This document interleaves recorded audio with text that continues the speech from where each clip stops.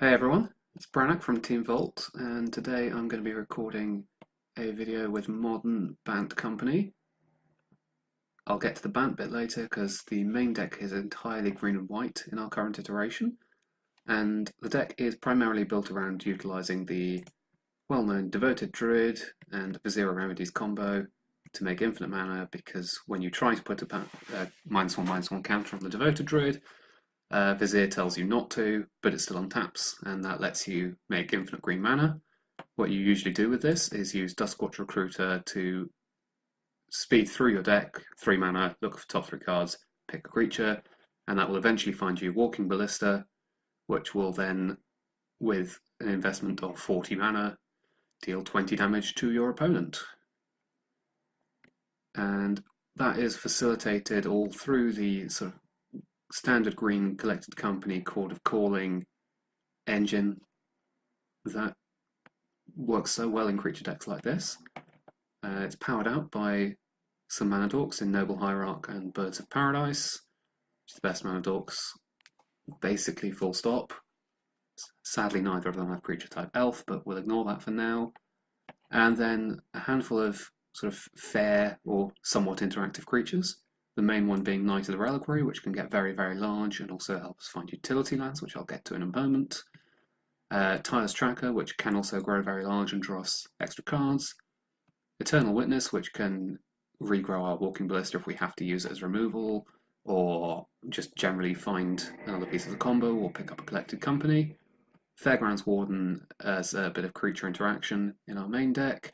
Scavenging Ooze can again be a decent fair card, hit the control decks with their Snapcaster Mages, and also eat some creatures against other creature matchups. And Shalai Voice of Plenty has an extra mana sink, and just generally a useful tool to protect your combo with, as well as being a well-statted flying creature that works quite nicely in fair matchups. Talking about the utility lands, the main ones are Field of Ruin and Ghost Quarter, as these let you beat up on decks like Tron that rely on their lands. Also gives you a bit of game against things like Infect and Affinity with their creature lands, and also fair decks like Jund, Jeskai, Blue-White Control. We also have Cavity Township, which can help a lot in a fair game as well, by just playing out a bunch of dorky creatures and then growing them repeatedly. And then a Stirring Wildwood as a creature land that you can search up with and is relatively cheap to activate. And then that's all tied together with fetch lands and shock lands. And we have a Horizon Canopy for good measure that you can just turn one of your lands into drawing a card with Knight of the Reliquary if you need to. If we move over to the sideboard, we'll see where the Bant comes in with 3 copies of Unified Will as good generic interaction in the combo matchups. And the main reason why we're playing green, blue, and white instead of green, black, and white in this deck. As you're a mana creature based deck, you tend to have more creatures than your opponents, and this can help in a variety of matchups. Things like Storm, KCI, Ad Nauseam, all sorts of combo decks is where you'll see us bring this in mostly, and a little bit in the control matchups like Blue, White, and Jeskai to ideally target their terminuses.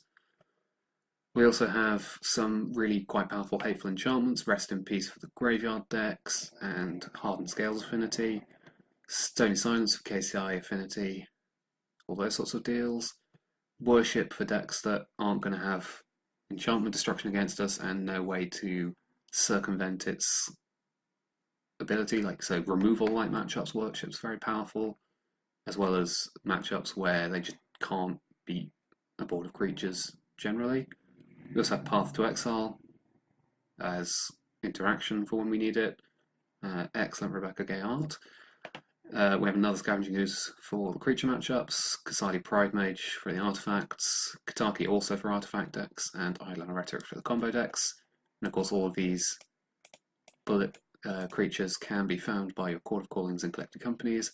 And then Bojuka Bog as another utility land that your Knight of the Reliquary can find. So there we go. That's the Bant Company deck that we're working on. I'm currently working on this deck with my friend Twisted Wombat, who I worked with for the Grixis deck I played at Grand Prix Brussels. We've got Grand Prix Stockholm in a couple of weeks, and hopefully this deck pulls through.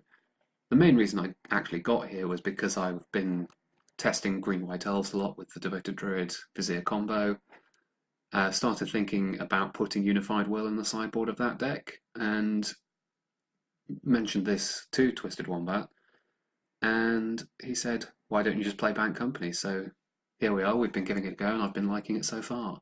I'm going to jump into the match, but before I do so, I'm going to remind you to follow Murphy's Vault on Twitter, Facebook, and check out our WordPress for articles, limited, commander, constructed, just general game theory. It's all there on the Murphy's Vault CCG's WordPress.